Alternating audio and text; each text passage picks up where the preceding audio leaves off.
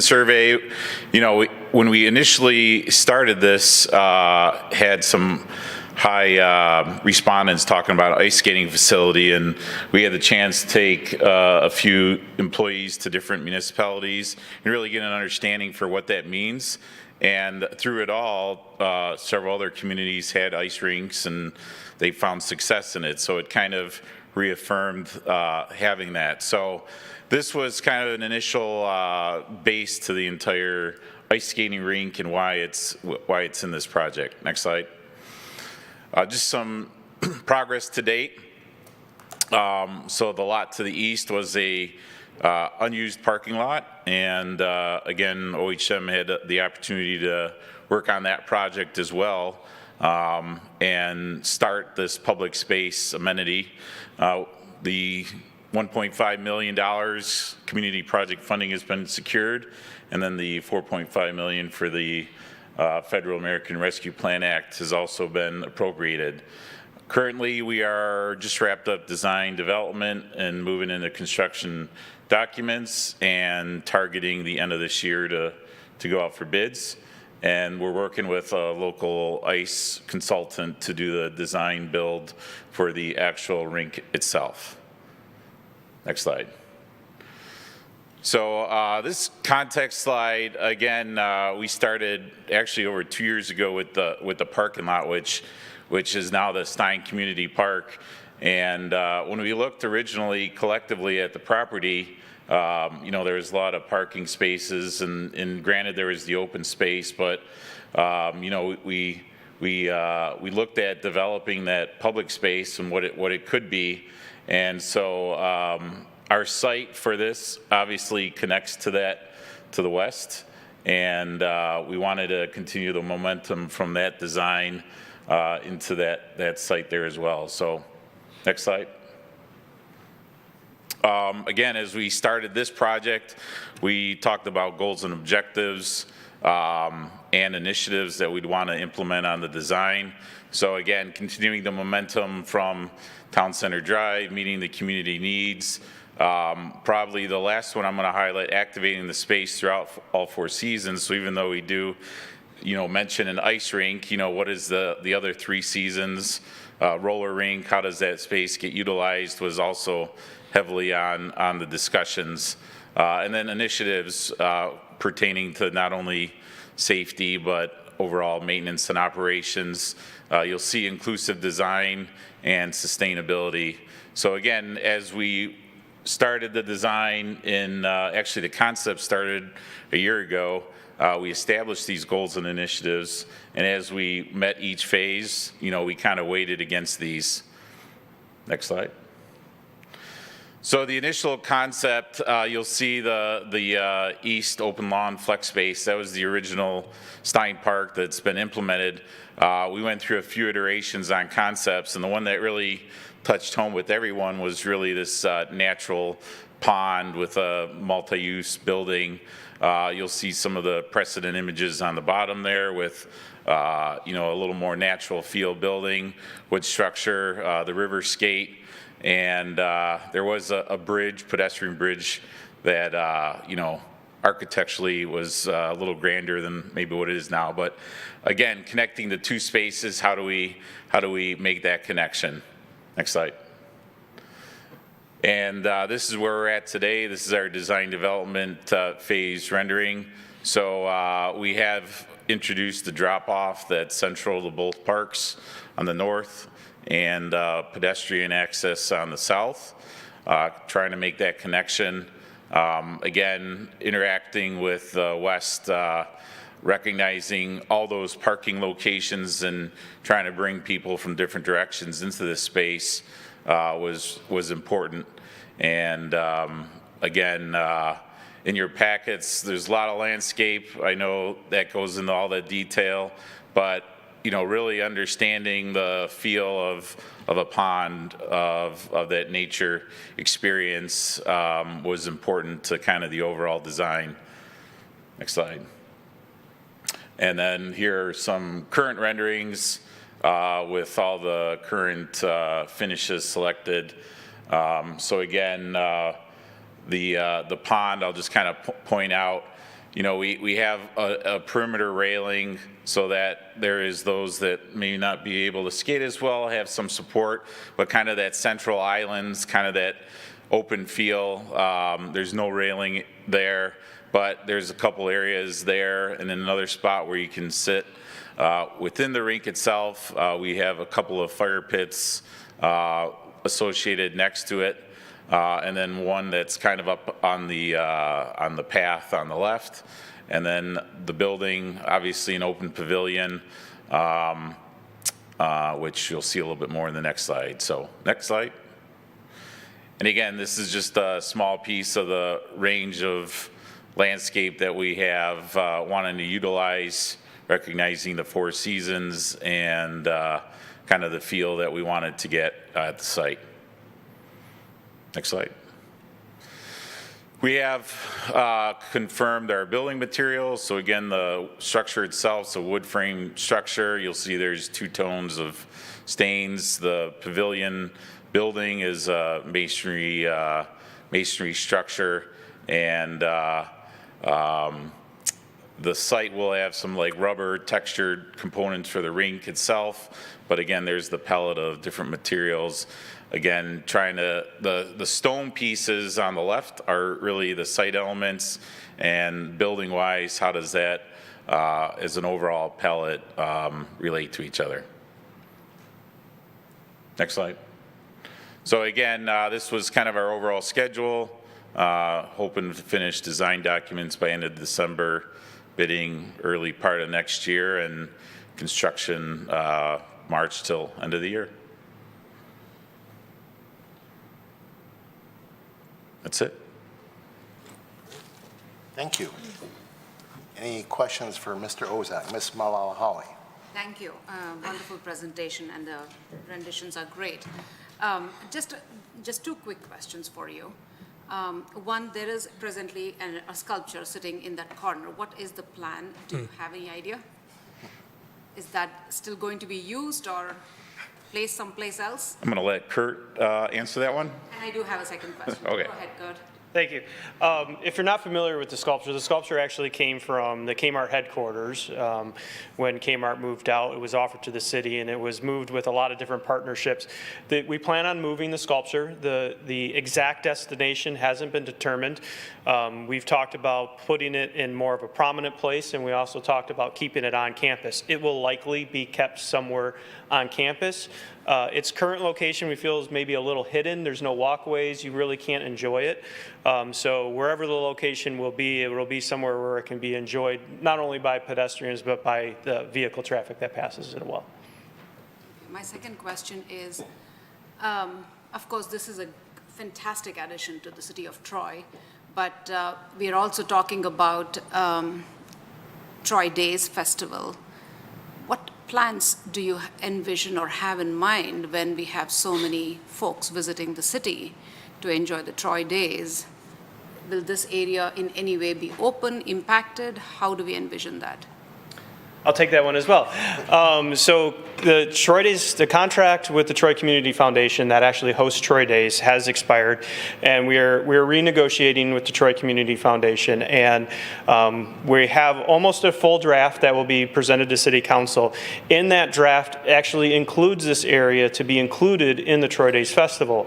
We want to make sure that the area is enjoyed by all. We feel that Troy Days attracts a lot of people to the Civic Center campus, and we want them to enjoy this project just as much as they enjoy Troy Days. So the details of how it's incorporated into the festival hasn't been worked out, but as Chris mentioned, the ice skating ribbon is designed for 4 seasons. So that ice skating ribbon will have a texture, a surface that can be used in the summertime as well.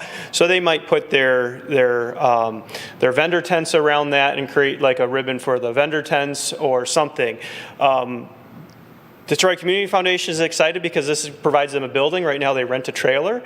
So in the draft agreement, it does allow them to use the office space in the pavilion, so it'll save them some money as well. Okay, thank you. Right. Mr. Faison. Kurt, a question for you. Is there a broader plan for the Civic Center, additional amenities like this, or is this just kind of a one-off plan? I didn't know if this was the start of something or maybe the conclusion of the Gene Stein Park. Sure. Well, there is, this draws from a lot of previous plans. We had the Civic Center campus plan, and this draws from that idea. But other than an idea of continuing this momentum throughout the Civic Center, there's no exact plans or renderings of how the Civic Center is going to continue this momentum. I personally would love to see on the opposite corner of Civic Center, some sort of performing arts center that would incorporate, some indoor performing arts. So I think just like when I presented the Stein Community Park, this is just the catalyst. I think the Civic Center will continue to grow and continue this theme throughout the campus. And then just a quick follow-up. You mentioned, or maybe Chris, you mentioned that visiting other municipalities with similar structures. And I was just curious, similar structures or similar locations with civic buildings? I'm just trying to understand a comparable Right. for this. And you mentioned them being successful. And then also curious as to the year-round usage of the ice rink that you've seen in other places. Right. So the initial studies were looking at a permanent versus a seasonal ice rink. So we went to one municipality that had a seasonal and one that had a fixed, and kind of weighed in on the pros and cons of each, not only on design features, but overall maintenance, operations, how does it run, how does it get installed, et cetera, et cetera. And then we looked at the cost of each, and, at the end of the day, the permanent structure was slightly ahead of the seasonal one that, when all said and done, all the time you take in installing it. Nobody has a unique feature with the pond and the ribbon that we've talked to yet, and probably over the course of the year, that's probably the one variable is, we've looked at other areas. There's one in Wisconsin, the one in Chicago, and we've tried to understand, pros and cons of it, but that is something that locally we couldn't find, and probably was a little more attractive, and why we went that, because you don't have anything like this in the area. But overall, the amenities that, everyone, whether it was fixed or whether it was permanent, they were within an area, whether it was an urban setting or a community park setting, where this was one piece of the feature that enhanced the overall. So they found a lot of use of it in the last few years, and again, it was a bit supportive that this is the right decision, that it will be successful, people want it, and it can be like a catalyst for something else as you use it more. Thank you. And Chris, if I can just add to that. So the two communities that we visited was the city of Farmington, who had the temporary ice rink, a very small ice rink, but successful, and Sterling Heights in Dodge Park. So those are the two communities that we talked to, we met with, lessons learned, if you will. I think our design is really a result of those conversations, because they shared a lot of lessons learned. As an example, the ice rink in Sterling Heights, they don't allow traffic on it unless it's actually programmed, because they're concerned about the damage of the surface and things like that. So we didn't like that. We wanted to make sure that the area was programmed all year round and available to anyone who walks through the park. So those were some of the lessons learned. Thanks, Kurt. Any other questions? Mr. Beekner? Can I ask Julie a question first? Financially, are we allowed to ask questions, or should we not ask questions? No, you can ask questions. That's what this is How for. does the budget work? So I saw $6 million in there. What's the overall cost, and then what's our per year potential cost? That's really a Kurt question, not a Julie question. Well, I wanted to make sure we're allowed to ask. You've said before we got to be careful when we talk finances, because it's not our business as the planning commission, and I'm learning.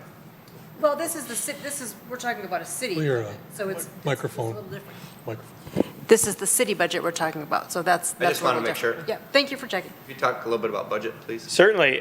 In Chris's presentation, he mentioned there are two revenue sources. One is a community project fund. That was the old earmark. That's federal dollars. That was secured through Representative Haley Stevens. We applied for that several years ago. Successful in that. And then the second was to use portions of our ARPA funding for this project. It started 2 years ago as a $6 million project. Today, we are at $10 million. This is a $10 million project. Council is aware of that escalation, and they're comfortable with continuing on with the project and using capital funds, city capital funds, to offset the difference. So really, we're talking, $6 million of outside funding, if you will, and then $4 million of capital fund. As far as the maintenance goes, we haven't drilled down in the maintenance cost other than we know that this will be likely operated by an outside firm. So we have talked with Dennis Bostic at Troy Sports Center. The city of Troy is not familiar with operating an ice rink. He is. And the intent is to actually, once this is built or being close to being complete, is send out a contract and all interested people could bid on the operations of this. That would include the skate rental, the Zamboni, operating the Zamboni, cleaning the ice, and concessions. Do you see that being a wash? Do you see that being a city gain or a city cost? I see it as being a wash, similar to some of our other agreements that we have, operating agreements. I see it, in order to get someone in there, they need to make the money, and we want to make sure that we're offering quality service. So I wouldn't expect any of their revenue to come back to the city. In the $4 million, I don't know whether it's a big number to me, but is it a big number to the scope of this or from the council? It's a big number. We haven't done I was just mentioning earlier, probably the most recent project to this would be the community center. The transit center wasn't at this level, any of the newer fire stations we built, so we haven't done a project this scope, this size in over 20 years. Any other questions? I guess I'll, Oh, Mr. Kratman. there's a couple questions. I saw this area on the north section just east of the pavilion. It says heavy concrete, proposed heavy concrete pavement. What is that? Why are we using heavy? We're going to put semi-trucks on it or what?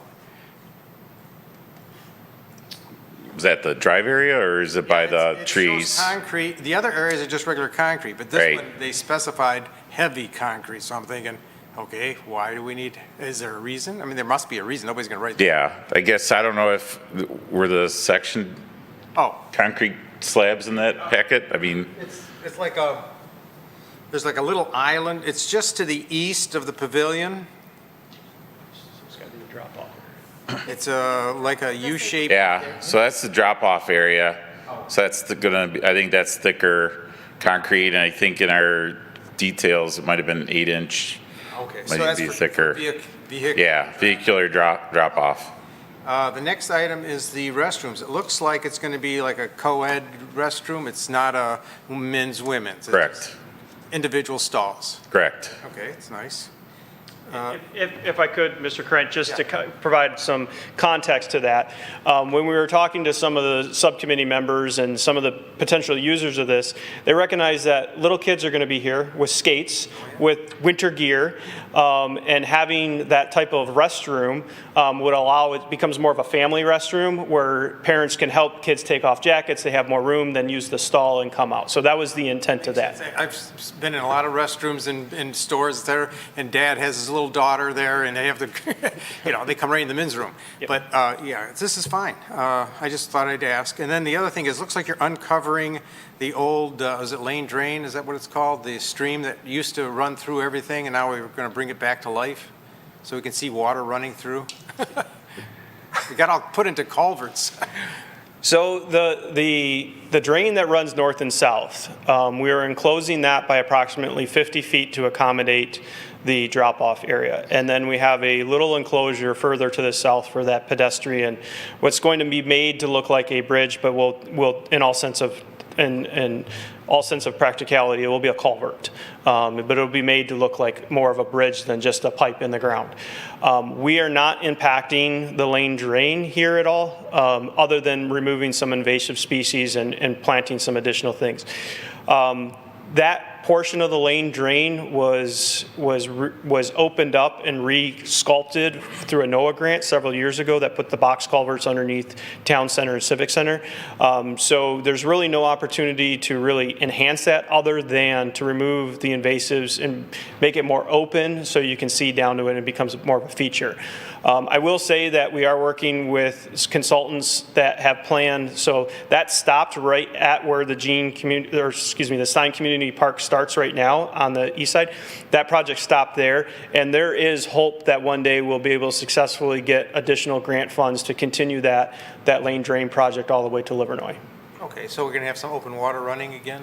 I mean, kind of give me what's open and what's going to be in culvert pipes? So the only thing that's going to be in culvert pipes is from Town Center Drive, 50 feet extension of an existing culvert, so we're enclosing that. And then the only other enclosure is the pedestrian walkway through that north-south drain as well. There will be no additional closures on the lane drain. Very nice. It's nice to see running water, that's all I'm thinking. Ms. Parakis. Yeah, I love all of it. It looks great. I just had a few sort of questions or considerations on your end. So this is the image that I wanted to show. If there were people who are coming from, let's say, this building or the library, and they're coming up this way, would you consider having entrances? Because it is a park, you don't have to have one point of entry where you're taking tickets or charging people. So would you consider opening up an entrance on the west side? Or, yeah, it is the west side. And then along with that would be to these nice white sidewalks, I see them here, have it come all the way around so it sort of creates a circulation around, because there are some people, especially in the summer, spring, fall, who would want to just go and walk. And I feel like you can't really get a full lap in when the sidewalk doesn't circulate. Sure. Yeah, we both of those issues we talked about. So we do have an entrance here. So someone from City Hall would walk up this sidewalk here and then cross Civic Center and enter here. And this will actually have an additional sign, a smaller sign indicating that the Gene M. Stein Community Park. So they'll be able to enter here. Also here, the issue we found, and we talked to some of the original renderings, we had that walkway going all the way around. The issue is the topography. We would have to either reduce the width of the ice skating ribbon to move the Zamboni storage up, because we start getting into floodplain and floodway here. So we can't push this further south, and we can't really raise this area to accommodate a sidewalk. So the topography, it really drops off, because right here's the lane drain. So we did talk about having a sidewalk going all the way around. However, this design doesn't offer that opportunity. Okay. And then I thought, I'm not sure that I read it, but is there any consideration to heating the pavilion with, you know, how they have, some places have those ceilings with the heat? Right. So the original design did have this whole pavilion enclosed. That was VE'd out early on, but we have radiant heaters that will be in the Great Hall space that's going to be above everyone. So again, that was Farmington. They just installed them and they said they're great. It adds more people to the interior space. So yes, those are going to be in the Great Hall. So. Okay, great. And then, are the fire pits gas or are they wood Yes. burning? Gas. They're gas, okay. And then the last idea I was thinking about that I thought would kind of add to the ambiance or atmosphere would be like bistro lighting. You know what I'm talking about? Like little lights stringing across. I mean, maybe it would be more accurate around the holidays, but I know people all summer long now, that's sort of trendy, but I feel like it would add a nice soft light and could look attractive. So the lighting concept, which the drawings won't convey it, but some of the original precedent images had more of like a glow to the pond. So the pond is really the focus and not really hanging anything above, letting the pond kind of glow, providing some accent lights to the trees and the plantings so that it's more of an overall feeling than a physical light structure that you're seeing. So Okay. it's, That works, too. the lighting system is pretty detailed as far as that, and the real intent is to not have the light be like right in your face, but, you know, enjoy the feel of the environment or the space around you. So, Okay, thank you. I'll just add to that because the lighting guy is phenomenal. His name is Darko, and this theme of this entire park really mimics what you're going to see in the next presentation is consistency through nature. So we're really trying to highlight the natural features of the park and using natural elements found in the Michigan landscape. So the idea behind the tagline for the lighting is, I said, Darko, I don't want to see the light, I want to see what it's lighting. So he's really taken that approach as really highlighting the natural features of the park through his lighting scheme. Okay, cool. I'm excited to see it. Mr. Rahman? Excellent project, so I really like it. I have one question, which is, I'm looking at the Google map, sorry for that, but we have, hang on one second, Civic Center Drive, right? That connects that nice facility that we are trying to build to the Big Beaver Road. Do you have any, I don't know, this question could be for Brent, you also, or Cart, I don't know. What is the plan to make that place lively so that people can walk to the restaurants, eat, and then go back to that place for skating? Is there any plan? Is that something that we considered within this project? Maybe pedestrian walkway or something? I mean, what is the plan so that we can connect these two attractive places? That's great. And I think you'll see some wayfinding come out of the DDA landscape, with so the DDA being along Big Beaver is helping direct that pedestrian movement. Not maybe with physical signs, but like we said, that feeling, that natural feeling is I want to go here. Whether that be connecting the sidewalk. So there's no sidewalk currently on the east side so northbound side of Civic Center Drive, so the east side of Civic Center Drive. We did talk about adding that sidewalk in and connecting all the way down to the Children's Hospital. We began to get a little bit of a scope creep outside of the project area when we have a sidewalk that can be used. Yes, however, they do have to cross. But again, I think that's momentum. If we continue this theme throughout the Civic Center, that will naturally come and the pedestrian movement will naturally come. But since we have existing walkways that connect all the way down to Big Beaver, we'd probably look at some wayfinding signs until we continue to improve the Civic Center, directing people to this park. What is the width? So you're saying that on this side we have the walkway, right? Correct. On the west side, the west sidewalk side. goes all the way down to Big Beaver. How It's a 5-foot sidewalk right now. Is there any way we can increase the width? Because I'm just thinking that summertime there will be the roller skaters, right? They might want to skate all the way to Big Beaver, Sure. So, then 5 feet is just for regular pedestrian. Like I don't think too many people walk there right now. Yeah, that's a great point. The Trails and Pathways recognizes that your rollerbladers and your roller skaters really don't like on concrete because of the tool joints every 5 feet. So maybe down the road we'll look to improve this to a 8 to 10 foot asphalt pathway. And connect in, and it would make sense because we would connect it across Livernois to the Troy Trail. Even the bikers, Sure. Okay. Now that'll be great. So I thought that if we can do that way we can connect these two amenities. That'll be a very good addition. Thank you. You're welcome. Mr. Takel? Well, I want to compliment you both. This is a very nice project, and I'm glad to hear that you're working with Illuminart. I've had the opportunity to work with them before, and they're a very sharp organization. Couple of observations and just some things for thought. I'm looking at a rendering that's in our packet right now that's looking from the pavilion across the rink to the maintenance building or the Zamboni building. And that building is visually pretty prominent in this rendering. And I'm wondering if adding some landscape to really screen that building to create a more of a natural backdrop as you are looking from the pavilion across the pond to kind of buffer the building in itself. I don't know, again, I know you talked about not moving the building, I understand that, but there seems like that site plan that was just up there, there seemed like there might have been some space. Yeah, see where those two purplish colored trees are indicated. You know, maybe just creating, you know, continuing that, you know, as So we actually talked about that this past week. The original design had a video wall that was going to be on there, and so that's the rectangle on the, that's kind of been since removed. So actually, how did you get to that?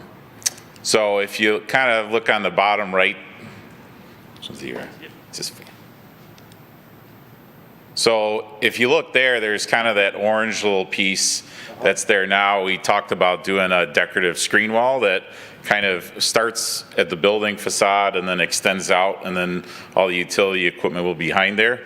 And then I know the landscape architect, when we did convey that, you know, she had some different planting heights that kind of related to it, that these renderings, although they look cool, they're not exactly 100% correct in some of those. And but yeah, you know, different layers of plantings. And again, in the initial discussions, that was, you know, how do you create a vertical forms with landscape was part of the dialogue, and really how the landscape plays such a prominent role, because that layering effect, I think, is going to really make it a success. So I personally, I think as the design gets finished, that will be answered. I don't think the renderings are showing exactly what's. And I think if you do choose to use some type of a backdrop wall in front of the building, but behind the landscaping, whatever that wall is, maybe you could use that. I don't know, how are you screening the condensers that are now on the north side of the building that are going to be pretty prominent without that screening? So maybe there's some material that you could connect to those elements, you know, screen those condensers out on the north side of the building. Right. It's always fun to have a no back to a building, a 360 degree. Yeah. So just with that, so last week, and I apologize for this not full rendering update, so we talked about that.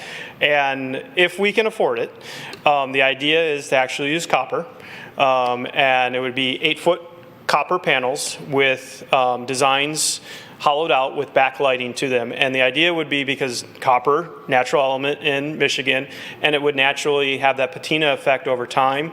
It would color, it would seem very natural. So again, if we can afford copper, that would be the intent. If you can't, as an alternative might be Corten steel, because that's another natural, Yes. it would be a nice warm color that would go with the palette of colors that you've got here, and I think could accomplish something very similar to what you're hoping to accomplish. Great suggestion, yep. Any more questions? I just had one brief one, and Mr. Bovenseep is probably going to have to answer this one. As you know, there's a circular walking path on the west side of the community center, and then there's like a little dead-end stub that looks like somebody says, well, eventually we're going to go across that stream. Was that kind of part of the problem with that, was mission creep by not adding a bridge to connect that to the new facility here? Yes, the original design to the Stein Community Park included a pedestrian bridge over to that community. Not that specific dead end, we would have eliminated that, but it would have connected to that walking trail around the community center. However, that was valued engineered out of the project because of cost. Would still be my hope one day putting that some pedestrian crosswalk to the community center open field, whether it be through the Stein Community Park here, or whether it be something that goes around and connects here. We do have a detention pond here that we would have to attend, but I hear you loud and clear and would love to do that one day as well. Great, thank you. One other thought. Yeah, Mr. Krent. On the original renderings I saw, there was a lighted archway that went across the pond. I imagine that's very expensive and it's probably was kicked out of the budget. But is there any, I looked at it as a piece of public art, actually, because the lighting effects on it. Is there any thought of any kind of public art here, or are we just not in the budget? I'll talk. Yeah, go ahead, yeah. So I think, that was a concept that we vetted out just because it was a little permanent, right? Once it's there, it's always going to be there.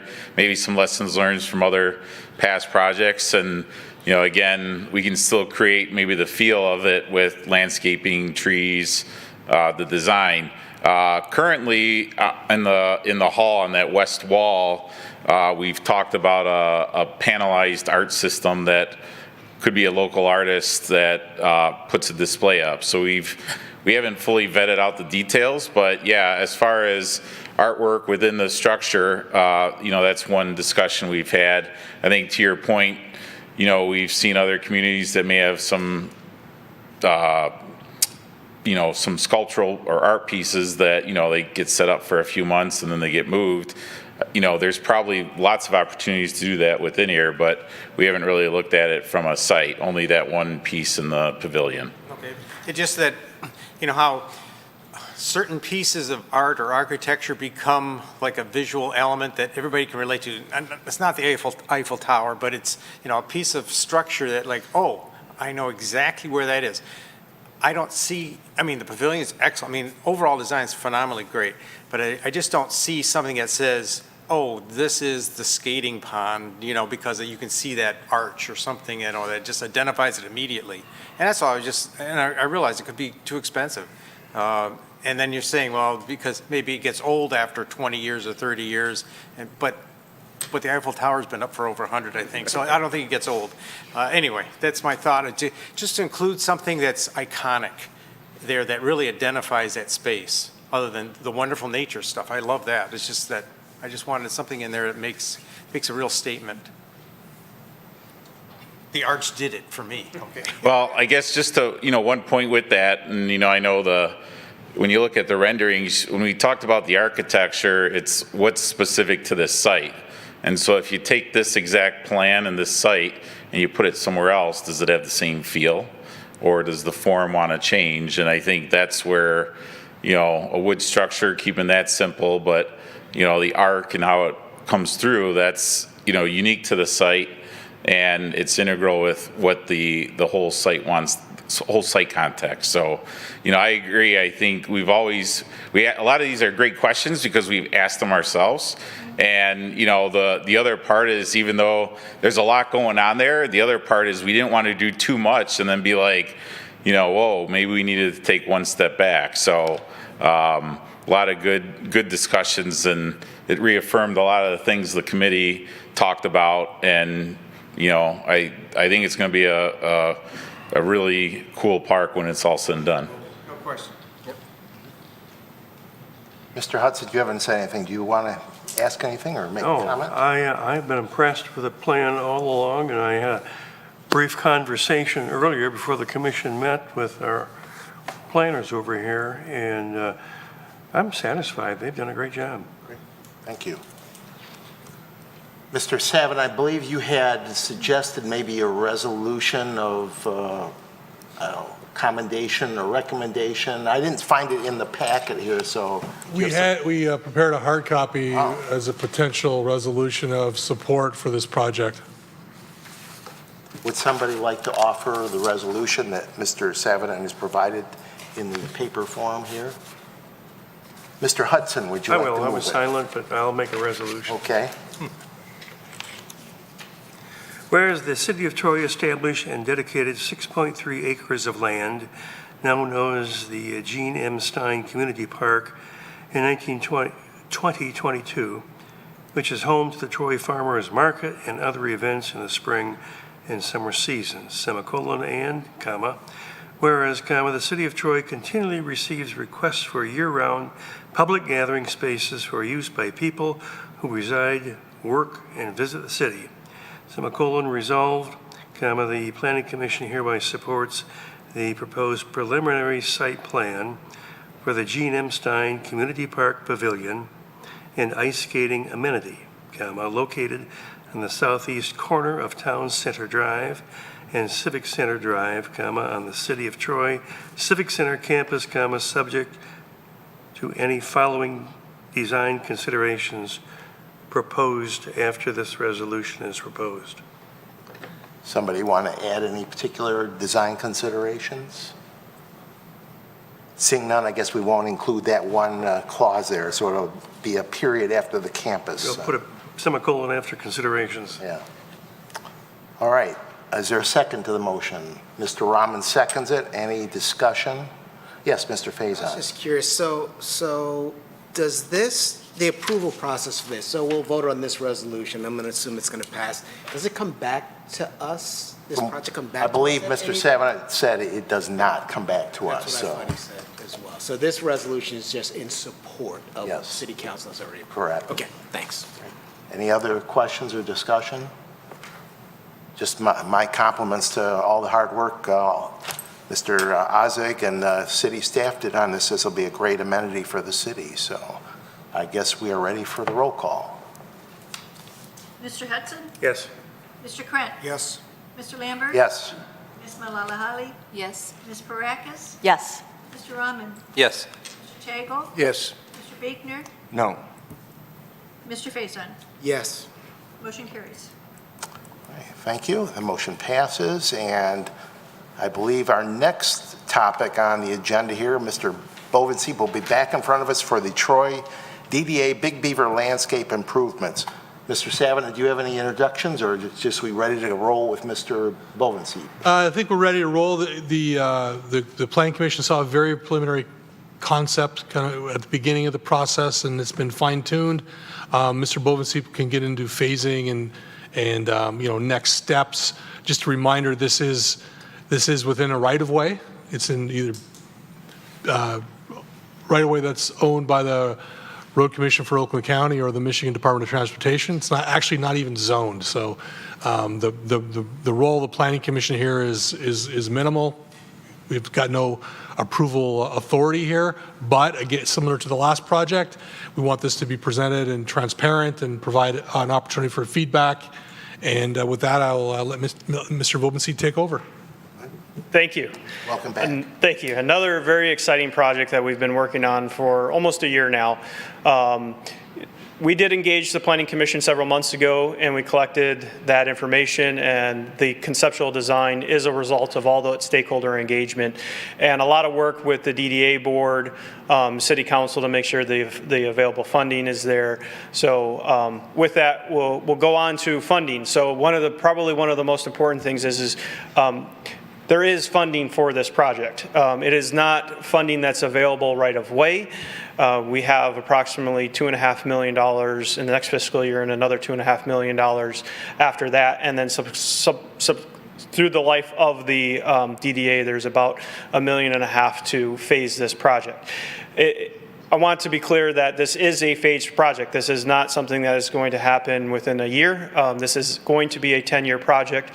And partly with that is because we recognized not only the Planning Commission's desire to keep the holiday lights and the trees going, that we couldn't certainly go and cut everything down and plant littler trees and still have that same amenity. So just as a reminder, the DDA is a TIF district. It's the funds that once the TIF district started, the capture went back into the DDA and then to some other authorities. So this project is within the DDA and it will be completely funded by the DDA. Like Chris mentioned in the previous presentation, OHM is very good about creating these goals and objectives, and we often reference these to make sure that as we work through the project that they're all being met. Some of the most important ones to me is that this has to be high impact and timeless. The current landscaping is over 20 years old, and it shows, in my opinion, that it is 20 years old, the design. So we want the next landscaping phase to last even longer. And, safe.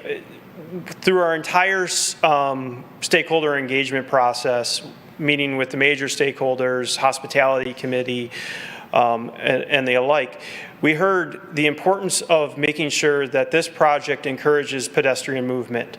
As I'm sure the Planning Commission is well aware, we're starting to see more residential on the corridor. So it's important that we create an environment that's both comfortable and safe for the pedestrian. There was actually more concentration through the stakeholder engagement on making sure that we have a unique pedestrian experience over a unique vehicle experience. So we have done a lot of work in the Big Beaver corridor in the past. Some of you might be familiar with some of these, and it didn't go unnoticed. And it certainly, we opened those books back up and make sure that we're on track for some of the groundwork that these plans set before it. As I mentioned, here are the major stakeholders that we engaged. A lot of great information came out of that, including the online survey that anyone could take. Our theme, consistency through nature, I talked a little bit about it at the last presentation. We're really looking to emphasize the Michigan landscape in this project, not only with the vegetation, with the topography, with the hardscape, everything that goes into Michigan, we want here in the Big Beaver corridor, and we want to highlight it. So some of our inspirational images that we took from is, again, that natural feel, but it has a consistent feel. We didn't want it to be so natural that it looked haphazardly planted, but we do want that consistency throughout the entire corridor. Using a lot of natural stone, again, the ferns, a lot of natural, the white pine, the red pine, a lot of natural vegetation in this project. We wanted to make sure that there was sufficient color and using that landscape to provide that color without planting acres and acres of annual flowers, recognizing the maintenance that goes along with that.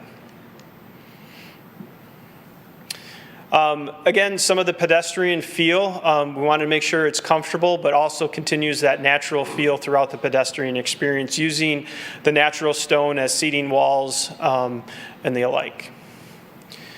So we really divided the corridor up into several different sections. We recognizing that this corridor is a bit unique, that you enter from the middle.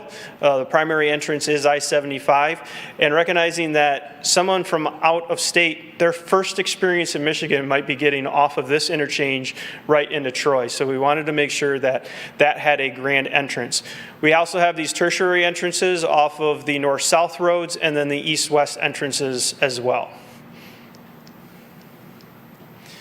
So we looked at them individually. We looked at the new I-75 diverging diamond intersection. We looked at those north and south intersections. We looked at the east and west. And we also looked at the pedestrian movement, recognizing that a pedestrian is only going to walk so far before they take their lives in their own hands and try to cross Big Beaver on their own. So recognizing that there is a need for additional mid-block crossings, signalized crossings within the corridor. We first concentrated on the diverging diamond. The diverging diamond really offers a unique opportunity because it's a blank slate. Although MDOT did plant a lot of trees, they're very small. So we really look at this as an opportunity as a blank slate. So this rendering provides that Michigan landscape. The landscape not only is there for visual effect, it's also there to help guide both pedestrians and vehicles. Right now, when you exit I-75, it can be very confusing. Even when you're on Big Beaver, the diverging diamond is very new to this state. It can be very confusing to navigate. So using the landscape not only as a visual effect, but also an effect to help vehicles and pedestrians feel more comfortable moving throughout the interchange. Brent, can you play that video of the DDI one?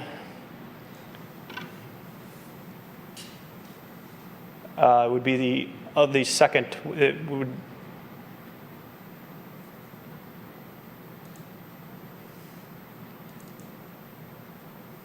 One sec. Mm-hmm. Well, I did neglect to say, and I apologize to OHM. OHM is also the consultant on this project, and Chris has been a part of it, along with another landscape architect, Chris Riggert, who's been lead on the project. Thank you.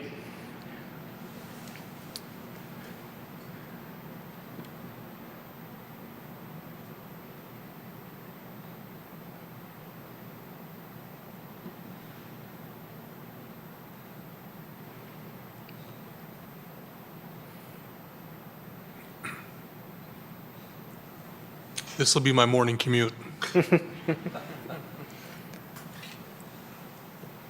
So as you can see, we have some hardscape, we have softscape. You don't see a lot of emphasis, thank you, Brent. You don't see a lot of emphasis underneath the overpass, and that's done for a reason. We feel that most people that are navigating through this diverging diamond are so concentrated on the road, making sure that they're in their lane and no one else is coming into their lane, that there would not be a whole lot of benefit if we added a lot underneath the overpass.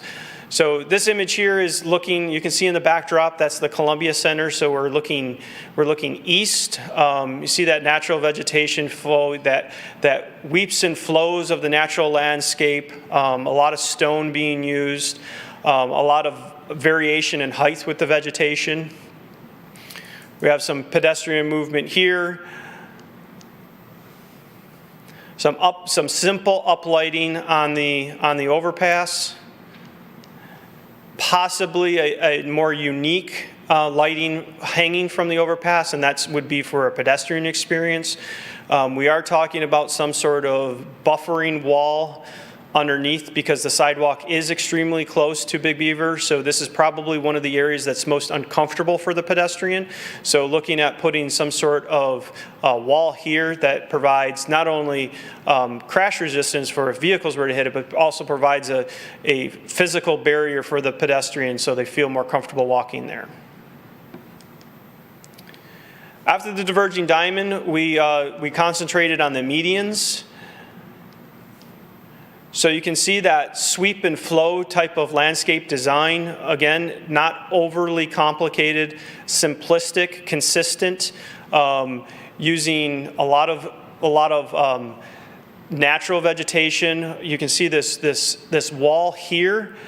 We don't know if that's going to be a natural stone or a poured wall.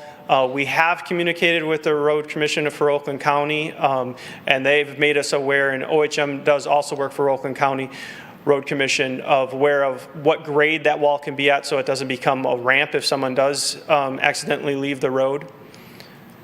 So this, although this image does show the wall, it is a bit, I think the image it shows it a little exaggerated on the incline. It would not be that steep of an incline.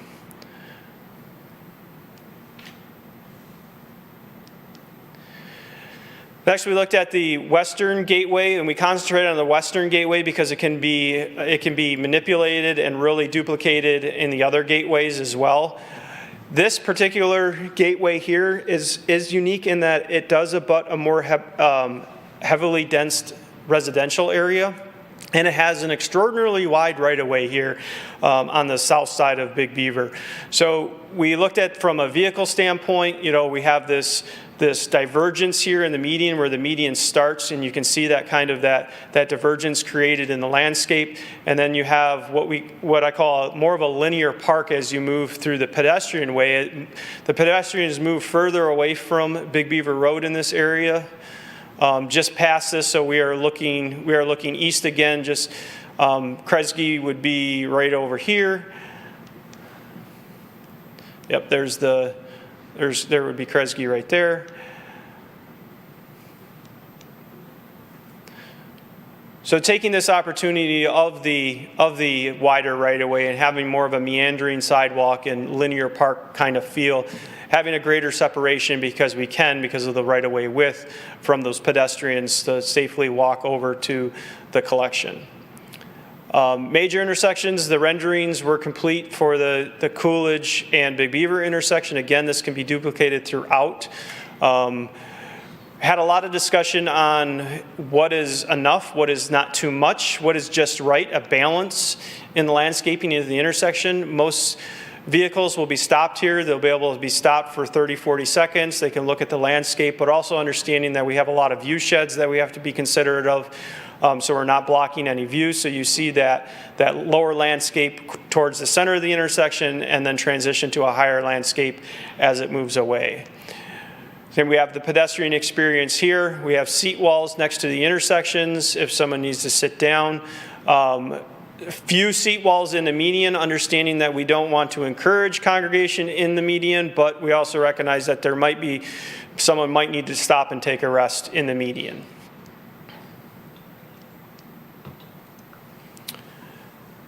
This image here, you'll see in the mid-block crossing as well. This is using a natural stone element with a wood top for seating, kind of a unique way to introduce that natural Michigan stone element by providing a seating opportunity.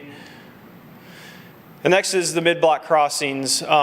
This is just a rendering that can be used throughout the corridor. We wanted to create an experience in the meeting. We wanted to encourage people to use the mid-block crossings. So we took a little bit of effort to make sure that the mid-block crossings had a good, nice feel to them. They were welcoming and encouraged pedestrians to use them. But not to the point where we don't want them staying there, if you will. So if you're familiar with the southwest corner of Livernois and Big Beaver, the city actually owns a small parcel there many moons ago. It used to be a gas station, and it was a take when we expanded Big Beaver. It does have some utilities in there that the city owns, but it does present an opportunity to improve that. We don't know what that looks like yet. The DTE Apache substation is going through a re-landscape effort and an expansion, so we want to make sure that they complete that, and this park complements that landscape in that addition.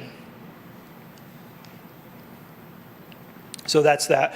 That's the parcel I was just talking about that the city owns, and then all of this is DTE property here. That was Town Center Drive, sorry. Yeah. It was Town Center Drive, right? The DT property on the Big Beaver and Town Center? No, the City Civic Center Drive? No, this is Livernois. So right here would be Livernois, and this is Big Beaver. Yep. Here's the Liberty Center up here. And then Columbia Centers, this is the Columbia Center parking lot. So again, as I mentioned, this is going to be a phased project. It's about $18.5 million, and as the first slide indicated, the DDA does have the funding over the next 10 years to fund the project. The DDA has agreed to concentrate their efforts on the DDI and the interchange first, because that's what they feel is the biggest bang for their buck. So we have about $5 million over the next 2 years, and honestly, it is going to take 2 years to do that project. We have a lot of hardscape, we have a lot of landscape, and there's some infrastructure that needs to be improved for this as well.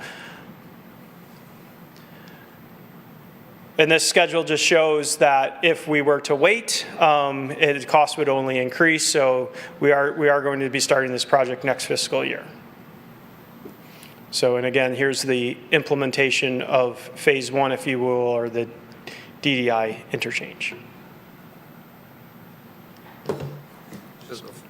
I don't know if I missed it. The first project will be the diamond? Yes, so the first project will be this image down here, which is the DDI. Brent, I missed it. Can we play the video of the median? I apologize, I didn't have a prompt.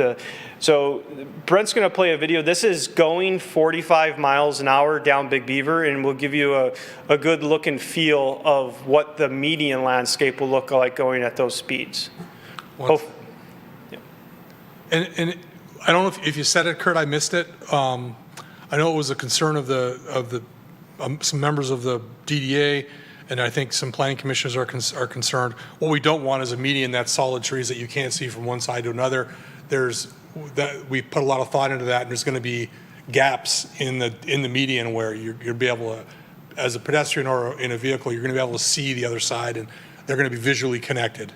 Thank you. Yes, those sweeps and swales will provide view sheds, because we have heard that from the DDA members, there is some visual barrier created in the median right now.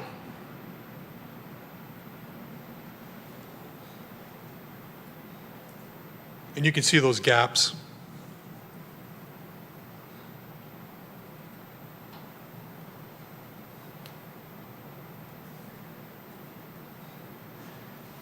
So one of our guiding principles was to make this as unique as we possibly can. We talked about, a sense of place or place making, and we believe that there is no other landscape design in the state of Michigan that is similar to this.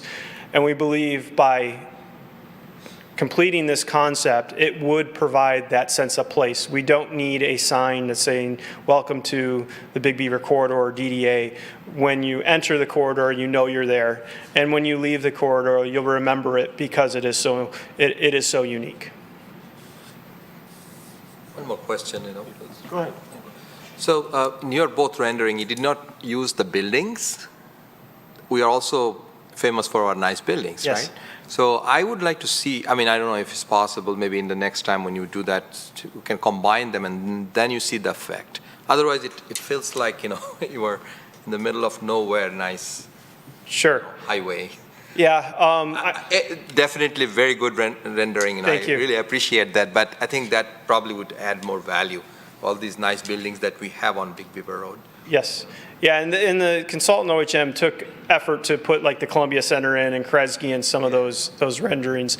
At least few pictures, so that Sure. we know how it looks like. Sure. I think we could probably do something more when we get into design. So this is just conceptual right now. This is the DDA just approved the concept of and the theme, the consistency through nature. So once we get into the design and the actual placement of the vegetation and the hardscape, we could probably incorporate some of those buildings in the backdrop. Any questions? Yes, Ms. Malal-Howie. Just a couple questions, Kurt. Now, do we have plan in the future, once the diamond is all readied up, do we have plans to light this during the holiday time? Because this looks like a mega project for me in terms of lighting. And to a follow-up question to that, and I probably should have asked you this question when you were presenting the ice skating pavilion also, is the city at all considering solar lighting? I'm sorry, could you repeat? Solar. Solar. No, we have not, but it's a great suggestion. I know there has been talks at the DDA and at the council that what a great opportunity if we were to provide the electrical infrastructure in here and in here to be able to add all of these conifers as part of the holiday lighting. So there is an interest in doing that. I'm not sure if solar would work for the string lights, but for any uplighting, we definitely can consider that as we go into design. Probably even for the ice rink too, ice skating pavilion too, is there, as we look to the future, this is, I'm talking, like you said, the design and the concept has to be current, no matter whether it's 2034 or 2044 or 2054, right? From that point of view, just looking into the future, can we start, as a city, be very proactive about using these alternative sources, thus lessening even the tax bills on the city's utilities? Sure. per se? And last question. Of course, it's good, this is a 10-year, 12-year project that we're looking at.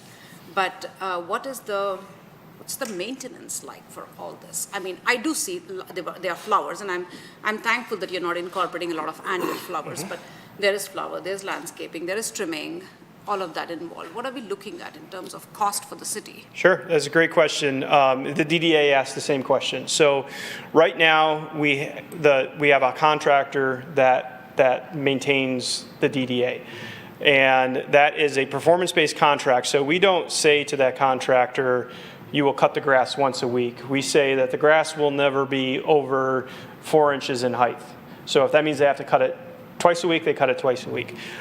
Same with the maintenance of the beds and everything. So, and it's all a per acre cost. So we're actually reducing the acreage of planting beds in this design from what's out there. So we're getting away from those annual applications of wood chips. We're getting away from the intense irrigation needed to keep up with the landscape, because there's going to be drought-tolerant native Michigan plants out there. So outside of the DDI, so the DDI, there's nothing right now, so that would have a bit of an increase in maintenance, but the medians would actually see a decrease in maintenance cost. Thank you for using Michigan landscaping everywhere. I mean, especially drought-resistant plants and shrubs. Yes, absolutely. Thank you. You're welcome. Mr. Hudson. Not a question, but an observation. Earlier this year, the Planning Commission invited its members and the public for a tour of some of our nodes. And one thing we noticed at several of these nodes, which were intersections of Rochester and some of the major thoroughways, we almost had to take our lives in our hand trying to cross that intersection that you might want to consider suggesting to the road commission or whoever sets the light signals, give us enough time to get across these intersections. Great suggestion. When we sat down with the road commission, we were actually proposing some pedestrian signals in the DDI. And their first comment was, and they're willing to work with us, their first comment was, well, can you show us the warrants? Give us, we need data to say that this needs to signal. And our response is, well, you put the signal in, we'll show you how many pedestrians use it. They don't use it because it's unsafe. So I think through this process, I think the road commission is coming around a little bit more, recognizing, and they also see the increase in residential in the corridor. So I think they'll be a little bit more accommodating to pedestrians than they have been in the past. Mr. Chairman? Yes. So I was actually walking with you, Mr. Hudson, if you remember, when we crossed Long Lake Road. And I think there's always going to be people who don't move as quickly as others. So there's going to be people, even when we lengthen the amount of time, there's going to be people who can't make it across. So one of the things that was really uncomfortable for us, I think you'll agree, Mr. Hudson, is when we were stuck in the middle there, it was very uncomfortable. There's no place to sit. You felt like you were on an island with cars going by. If you notice the design of these mid-block crossings, they're kind of like built, they're designed to be more like safe havens, where, yeah, it's not comfortable because you got cars going on both sides. But with landscaping and the hardscape and the bench and those amenities, those elements, it feels safer. So if you are stuck there for a minute or two, you don't feel like you're risking your life. We put a lot of thought into that. You're right. Any other questions? Yes, Mr. Kren. Fabulous design. A lot of congratulations to, again, utilizing the Michigan natural elements.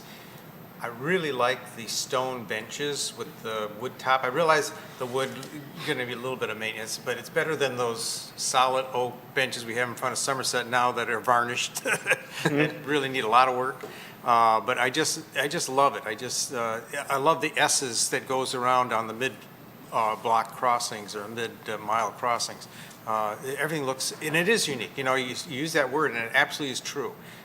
I've never seen anything like this anywhere, and it's going to, again, bring that identity to this area. I think it's just a fabulous, fabulous design. Great, thank you. Any other questions? Go ahead, Ms. Parakis. Yeah, I love it too. It's great, and I'm not worried about the trees coming down now. Can you give me an idea of how wide those medians are in general? They range anywhere from 30, 40, 40 feet is probably the widest median we have out in Big Beaver. Okay. Yep. So I know you're putting some benches there, and the first thought that came to mind was, are people gonna, from different offices meet for lunch? But that's not the purpose, it's not the intent, and it's really not big enough for that. So people are just gonna walk through, right? That's the intent, is make it comfortable, but not overly comfortable where people congregate. Okay. And then the crosswalks, I'm trying to, I live right off Big Beaver, and I'm trying to think of where you can cross safely. I mean, I think of the car turnarounds, I think of crooks in Big Beaver, but are you gonna have, for all the restaurants and the offices to get across, I can't even picture where people are walking, and also, as a driver, I'm concerned that they're going to come and push the button and all of a sudden everyone comes to a halt because a person wanted to cross over. I mean, I know they're not going to allow that because the cars have to go and get their lights timed, but how are we resolving these traffic pedestrian issues? So learned a lot about pedestrian movement through this design is the average person won't walk more than 4 city blocks before they actually need to stop, or they need to, their destination needs to be within 4 city blocks. So if that is a bench, if they can see that bench, that becomes their destination. When they reach that, they're willing to go an additional 4 city blocks. So the proposed locations for the mid-block crossings are on the screen here. So if your crooks here, so The mid-block crossing would be, you know, almost directly in front of Maggiano's. You have Maggiano's there, would be right there. So these would be brand-new crossings with signals. So these would be, and they're not hawks. Hawks are the signals that aren't activated unless a pedestrian pushes the button. These are actually signals that are operational for vehicles and for pedestrians. So they'll be working all of the time. And we're working with the Road Commission because I know some of the complaints that at the mid-block crossing over here in front of the Zen Apartments, those signals actually go flashing after, I think, 11 o'clock. So they no longer become pedestrian signals either because they don't stop traffic. We're working with the Road Commission, and I think, like I said, after our conversation, recognizing that we're building something for pedestrians, I think they're a little bit more accommodating and willing to operate those signals 24/7, so pedestrians at any time can go up and use them. Did I answer all your I questions? think so. So are you trying to say that right there between Crooks and Coolidge, that one, Yep. that currently right now, I mean, I live right there and I'm trying to picture it. That right now, if you're driving up Big Beaver, there's no traffic light, but you're going to add a traffic light? Yes. Wow. Yep. So that, and then right in front of Somerset, there is a traffic light, but you're going to create it, you're going to turn it into a, or is that a new traffic light? Nope, so this uses the existing traffic light here. This just is identifying the mid-block crossing that we would duplicate the design here. Okay. So it's a very similar design here is what we're proposing because the signals aren't directly across from one another. You actually walk through the median to the other signal. Right, because there's that turnaround somehow. Yeah, There. and that design is intentional because if you provide a mid-block crossing that someone has to go from one side to the other, you get into a circumstance, or you could get into a circumstance, just as Mr. Hudson described, is you're rushed. You have to go all the way across, 6 lanes of traffic in a matter of 30, 40 seconds. So having that parallel movement in the median, you couldn't possibly do it. So it forces you to stay there and wait for the next signal to operate and cross safely. Okay, there's going to need to be a lot of, This is on our street. I know, but you know what, I'm thinking about the drivers, there's got to be no turn on red, and I mean, coming off that diamond, and then I know you said that it blinks at 11, like in the evenings, but maybe that would be the time to allow it to blink, but then they can push the button to stop it. Yes, my preference would be the signal would always be activated. And, we have great sensors out there in Big Beaver that recognize traffic. So I would rather the signal be active and remain green for Big Beaver until the sensor sees if it's coordinated with one of the side streets or if someone pushes the pedestrian. The problem with if it's flashing yellow and a pedestrian goes up and pushes it, drivers aren't expecting, just like, if you drive early in the morning when the flashing yellow turns to green, or it can be very confusing. So we would want to maintain that signal operational all the time. But they're smart lights is what you're saying, basically? Yes. Okay. Mr. Biegner. What's the budget? This budget is $20 million. Over 10 years? Yes, sir. Yep. Yeah, that is, if I go back to the original first slide to give a little context to that.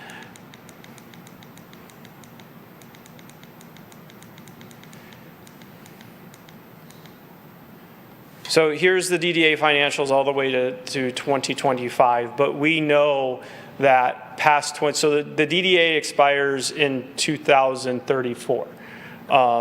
So we know that our projections show about $1.5 to $1.8 million towards this project after 2025.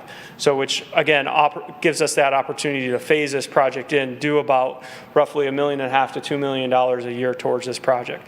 But right now, we're currently fiscal year 2023, you can see the fund balance right now is almost $4 million. Now that's in part part to us refinancing the existing bonds. That's in part to, there was an agreement with Somerset that the DDA actually built the north parking deck, and after I think it was a 20-year term, they actually had to buy that back from the DDA, and they did write the DDA a hefty check. So all of that helped contribute towards that fund balance. Thank you. Yep. Any other questions? One more Mr. question. Rahman? It's about lighting. So is it going to be brighter, or you think about it like overall, the whole corridor? Yeah, the concept doesn't suggest changing any of the street lighting now. When we were discussing the concept, we did talk about pedestrian scale lighting. It just wasn't in the budget. To place the infrastructure for pedestrian scale lighting in the right of way, it would have been millions of dollars over the budget because of that. However, I will say that if the DDA is renewed and this project continues, that is something that can be added in the future. There should be some provision that, that lighting part would be in the next phase or something like that, because Sure. I don't know, at the moment we have enough lighting, or the illumination part, I'm not sure 100% satisfied.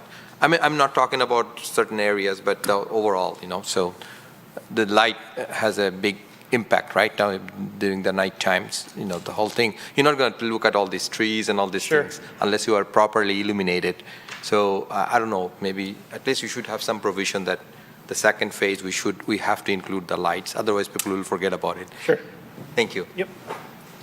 Any other questions?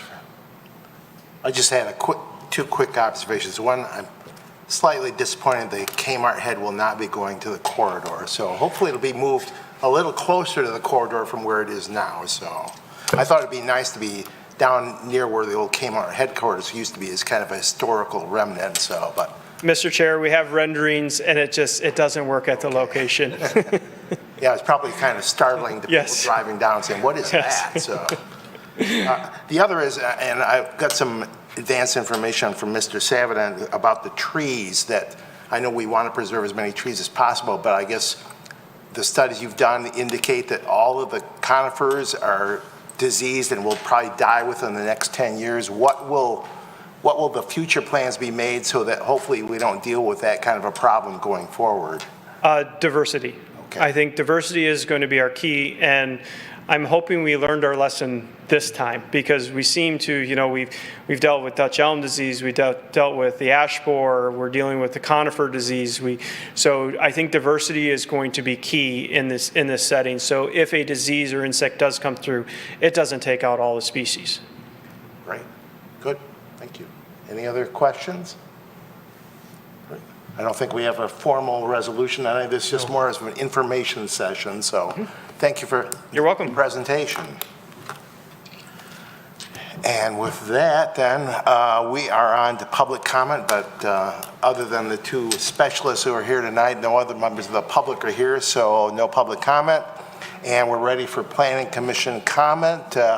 I'll start down with Mr. Beekner. Do you have anything you'd like to comment on? Meeting next week? No, next meeting's not until December. So this whole building will be devoted to the election next week, so don't even try walking in City Hall, because you'll probably be escorted out unless you're running for governor or something. You may have problems finding a parking spot Yes, if you that's come true. here. We won't escort you out, but you won't be able to park. All right, Ms. Malahawi, anything to comment? All right, Mr. Hudson, Nothing, thank you. Mr. Faison, Nothing for Mr. me. Krent, Ms. Parakis. No, thank you. Mr. Rahman. No, thank you. Mr. Tagle. Fine, thank you. Ms. Dufresne. No, thank you. Mr. Savidan. Some of you may know City Engineer Bill Hootery. He's provided a high level of service to the city for, I think, 27 and a half years, Kurt. Wow. His last day is Monday. He's retiring. He's got a job with MDOT. His commute is significant. He lives in Howell right now, and his new job will be a 12-minute drive instead of a 1 hour plus drive. So really good guy, really good engineer. He'll be missed. Yes, great guy. We're sorry to miss him here, so. Mr. Carlisle, you've been silent tonight, so. No comment, thank you. All right, well, with that, then we are adjourned. Nice job, Kurt. And Chris. That was great.